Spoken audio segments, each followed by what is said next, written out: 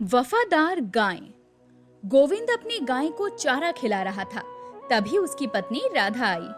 अजी, रेनू को चारा खिला दिया है। हाँ हाँ, रेनू को चारा खिला दिया है। अब खेतों पर जाकर और चारा ले आता हूँ। हाँ हाँ, ले आइए, क्योंकि घर का सारा चारा खत्म हो गया है। इसीलिए तो लेने जा रहा हूँ, क्योंकि मैं अपनी गाय को बिल्कुल भी भूखा नहीं रख सकता हूँ। अरे आप भी क्या, मैं भी नहीं। मैं भी रेनू से बहुत प्यार करती हूँ, क्योंकि ये हमारी गाय नहीं बल्कि हमारे परिवार का हिस्सा है। वहीं उन लोगों की बातें सुनकर गाय भी काफी खुश होती है। उसी गांव में एक सेठ था जो बहुत ही बड़ा लालची था। अरे दूध में तो बड़ी महंगाई चल रही है, अब कहाँ से सस्ता दूध लूं? गांव में तो कोई सस्ता दूध ही नहीं दे रहा। तभी वहाँ पर सेठ की पत्नी आई और बोली, अजी खाना खा लीजिए, खाना बन गया है। अरे तुझे खाने की पड़ी है, मेरा तो खीर खाने का मन हो रहा है। तो दूध ले आइए, किसने मना किया है? अरे दूध बहुत महंगा है, कैसे लेकर आऊं? तू कुछ करना। मैं क्या करूं? मैं तो पूरे दिन घर पर रहती हूँ। ऐसा करिएगा, गाय या भैंस ले आइए, इससे आपको फिर दूध लेने की जरूरत नहीं होगी। अरे वाह, तूने तो बहुत अच्छा उपाय बताया। इसके बाद सेठ गांव में गाय खरीदने के लिए निकल गया। अरे भैया, कोई गाय बेच रहा है तो मुझे बता देना। नहीं नहीं भैया, हम तो गाय नहीं बेच रहे हैं। क्या? तो अब मुझे गाय कहाँ मिलेगी? तभी उसकी नजर गोविंदा की गाय पर पड़ी। अरे वाह, ये गाय तो बड़ी ही अच्छी है। चलो गोविंद से जाकर बात करता हूँ। अरे गोविंद, क्या तुम अपनी गाय बेचोगे? नहीं नहीं, मैं अपनी गाय नहीं बेच रहा। अरे दे दो, मैं तुम्हें अच्छे पैसे दूंगा। नहीं नहीं सेठ जी, ये मेरी गाय नहीं बल्कि मेरा परिवार है। मैं इसे आपको नहीं दे सकता हूँ। पर ये गाय मुझे बहुत ही पसंद आई है, सोच लो एक बार और। पर गोविंद ने देने से मना कर दिया। जिसके बाद सेठ घर आया। गोविंद की गाय बड़ी अच्छी है, मैंने देखा है, दूध भी काफी अच्छा देती है। गोविंद ऐसे गाय नहीं दे रहा, मुझे कुछ न कुछ करना ही पड़ेगा। और एक रात सेठ चुपचाप गोविंद के घर आया और वो गाय को चुरा कर अपने घर ले गया। रेनू भी काफी परेशान थी। अरे ये तो मुझे भी मेरे मालिक के घर से ले आया, अब मैं क्या करूं? गाय काफी परेशान हो रही थी, वो जोर जोर से चिल्लाने लगी। सेठ काफी परेशान हुआ। अरे ये गाय तो बहुत तेज चिल्ला रही है, अब मैं क्या करूं? तभी वहाँ सेठानी आई और बोली, अजी ये आप किसकी गाय को उठाकर ले आए? अरे तू चुप हो जा, तू क्यों चिल्ला रही है? मैं पहले ही इस गाय से परेशान हूँ। अरे ये आप क्या कह रहे हैं? इस गाय को छोड़ दीजिए, वरना सारे गांव वाले क्या कहेंगे? अरे कुछ नहीं कहेंगे, जैसे तैसे तो फ्री में गाय मिली है, तू चुप हो जा। अगली सुबह जब गोविंद उठा तो काफी परेशान हुआ। अरे हमारी गाय कहाँ चली गई? हे भगवान, हमारी गाय को कौन ले गया? क्या हुआ? आप इतने परेशान क्यों लग रहे हैं? हमारी गाय को पता नहीं कौन ले गया है। वहीं सेठ काफी खुश था, क्या वो फ्री में दूध पी पाएगा। वहीं रेनू गाय काफी परेशान थी। अब मैं क्या करूं? कैसे अपने मालिक के घर पर जाऊं? मुझे किसी न किसी तरह अपने आप को यहाँ से छुड़वाना होगा। ये कहकर रेनू ने पूरा दम लगाने की कोशिश की, पर रस्सी बहुत मजबूत थी। रेनू ने काफी कोशिश की और रस्सी टूट गई। वहीं दूसरी तरफ राधा भी बहुत परेशान थी। हमारी गाय कहाँ चली गई? चलिए हम लोग गांव में ढूंढते हैं। हाँ हाँ, तुम बिल्कुल ठीक कह रही हो, वो हमारी वफादार गाय है, वो हमें इस तरह छोड़कर नहीं जा सकती है। इसके बाद वो लोग गांव में रेनू को ढूंढने निकल गए। वहीं दूसरी तरफ गाय ने जब सेठ को देखा तो वो बहुत गुस्से में आ गई और उसे मारने के लिए आई। अरे ये गाय कैसे छूट गई? अब मैं क्या करूं? सेठ आगे आगे भाग रहा था, गाय पीछे पीछे भाग रही थी और फिर सेठ अपने घर पर बाहर निकलकर चिल्लाने लगा, हे भगवान, कोई तो मुझे बचाओ, वरना ये गाय मुझे मार डालेगी। हे भगवान, कोई तो मुझे बचाओ। ये कहकर सेठ पूरे गांव में भागने लगा। रेनू उसके पीछे भाग रही थी। तभी सेठ अचानक किसी चीज से टकराया। वो कोई और नहीं बल्कि गोविंद था। अरे क्या हुआ सेठ जी, आप इतने घबराए हुए क्यों हैं? तभी गोविंद ने देखा कि उसकी गाय वहां पर थी और वो काफी खुश हो गया। रेनू, तुम कहाँ चली गई थी? मैं तो परेशान हो गया था।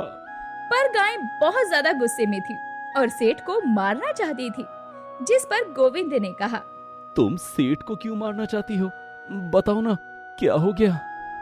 पर गाय सेठ की तरफ फिर से बढ़ी। तभी सेठ ने कहा, गोविंद, मुझे बचा ले, मुझसे बहुत बड़ी भूल हो गई। मैं तेरी गाय को चुरा कर ले गया था। क्या आप मेरी गाय को चुरा कर ले गए थे? पर क्यों? क्योंकि मैं फ्री में दूध पीना चाहता था, इसीलिए। हे भगवान, सेठ होने के बाद भी आपने ऐसी हरकत की। आपको पता नहीं ये मेरी वफादार गाय है। मुझे माफ कर दे, मुझे नहीं पता था कि तेरी गाय मुझ पर इतना गुस्सा हो जाएगी, ये मुझे मार डालेगी। अब तू मुझे बचा ले, बचा ले। रहने दो रेनू, सेठ को अपनी गलती का एहसास हो गया है। अब तुम गुस्सा छोड़ दो। गोविंद की बात सुनकर रेनू शांत हो गई, जिसे देख सेठ ने कहा, मैं आगे से कभी भी तुम्हारी तरफ आंख उठाकर देखूंगा भी नहीं। मुझे जाने दो। ये कहकर सेठ वहां से भाग गया, जिस पर गोविंद ने कहा, चलो रेनू, अब हम घर चलते हैं। इसके बाद वो लोग घर आ गए और अब वो लोग बहुत खुश थे। सुबह का समय था। गोपाल दूसरे गांव से अपने गांव की तरफ आ रहा था। तभी उसे एक बूढ़ी औरत मिली। उस बूढ़ी औरत ने गोपाल से मदद मांगी। गोपाल ने हंसी उड़ाते हुए कहा, अरे मैं तेरी मदद क्यों करूं? जा जा बुढ़िया, किसी और से मदद मांगना, मुझे देर हो रही है। ये कहकर वो वहाँ से चला गया। इससे विमला काफी दुखी हुई, क्योंकि ये उसे अपनी बेइज्जती लगी। और उसने अपने मन में कहा, मैं इससे बदला लेके रहूंगी। समय के साथ गोपाल की माँ ने गोपाल की शादी 3 बहनों के साथ कर दी। तीनों ही अनाथ थी, जिनका नाम चांदनी, माया और ज्योति था। गोपाल अब बहुत ही खुश था, क्योंकि गांव में पहली बार किसी आदमी ने 3 शादियां की थीं। अरे मैं तो इस गांव का सबसे खुशनसीब आदमी हूँ। मेरे पास 3 बीवियां हैं। अजी सुनते हो, मुझे बाजार जाना है, पैसे दे दो। मुझे भी बाजार जाना है, मुझे भी पैसे दे दो। अरे मेरे पास अभी पैसे नहीं हैं, जब कमा कर लाऊंगा तब दे दूंगा। ठीक है, तो हम लोग खुद ही बाजार चले जाते हैं। अरे तुम लोग कैसे जाओगे? आप चिंता क्यों कर रहे हैं? ये कहकर वो तीनों बाजार चली गई।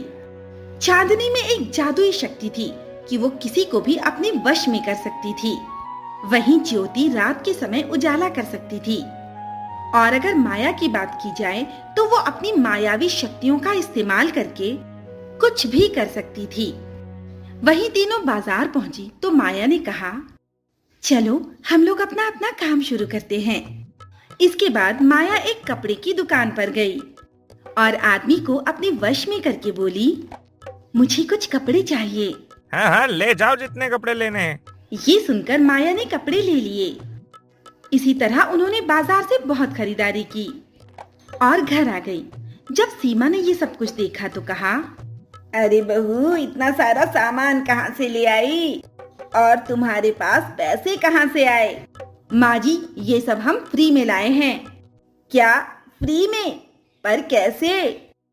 इस पर माया ने उन्हें सारी बात बताई। फिर जब सीमा को पता चला कि उसकी बहुओं के पास जादुई शक्तियां हैं, तो वो काफी खुश हुई। अरे वाह, मुझे तो पता ही नहीं था तुम्हारे पास अलग अलग शक्तियां हैं। अब तो मैं आराम से घर पर रहकर खाऊंगी, गोपाल को भी बता दूंगी।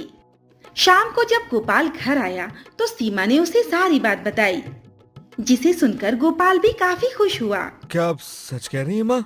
हाँ हाँ, मैं सच कह रही हूँ। हमारे घर पर बहुएं नहीं, साक्षात लक्ष्मी आई है। अब तो गोपाल और सीमा आराम से घर पर रहा करते। वहीं ज्योति, माया और चांदनी पूरे गांव में अपनी जादू का इस्तेमाल किया करती।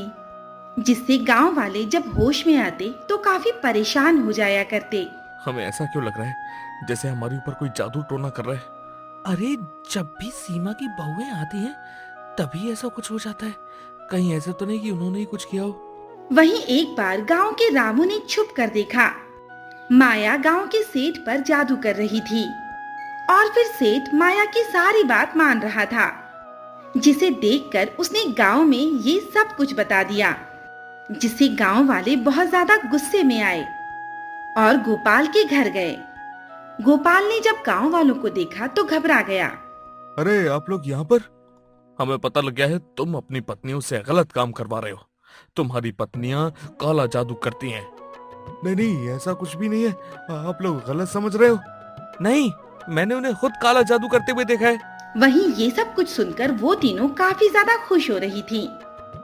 और इसके बाद गांव वालों ने गोपाल और उसकी माँ सीमा को बहुत ज्यादा पीटा, जिस पर गोपाल और सीमा काफी हैरान हुए, क्योंकि तब वहाँ पर माया, ज्योति और चांदनी नहीं निकल कर आई। जब गांव वाले चले गए तो वे तीनों बाहर निकल कर आई, जिस पर गोपाल ने कहा, तुम लोग हमारी मदद के लिए क्यों नहीं आई? हम तुम्हें बुला रहे थे। मैं तुम्हारी मदद क्यों करूं? क्योंकि इसी तरह किसी ने तुमसे भी मदद मांगी थी, पर तुमने उसकी हंसी उड़ाई थी। ये सुनकर गोपाल काफी ज्यादा हैरान हुआ और उन तीनों से बोला, तुम्हें ये सब कैसे पता है? क्योंकि जिसे तुमने बेइज्जत किया था वो और कोई नहीं बल्कि हमारी माँ ही थी। हम यहाँ पर तुमसे बदला लेने आए थे। क्या ये तुम क्या कह रही हो बहू? मैं बिल्कुल ठीक कह रही हूँ। अब हमारा बदला पूरा हुआ और अब हम ये घर छोड़कर जा रहे हैं। तभी वहाँ पर विमला भी आ गई। विमला को देखकर गोपाल काफी ज्यादा शर्मिंदा हुआ और बोला, मुझे माफ कर दीजिए माँ जी, पर अपनी बेटियों को समझाइए कि वो मुझे छोड़कर ना जाएं, क्योंकि मैं इनसे बहुत प्यार करता हूँ। नहीं नहीं, मेरी बेटियां यहाँ बदला लेने आई थी, उनका बदला पूरा हुआ। पर गोपाल उनके सामने काफी बुरी तरह से दुखी हुआ, जिस पर विमला ने कहा, ठीक है, मैं तुम्हें माफ करती हूँ, अब मेरी बेटियां भी तुम्हें माफ कर दें।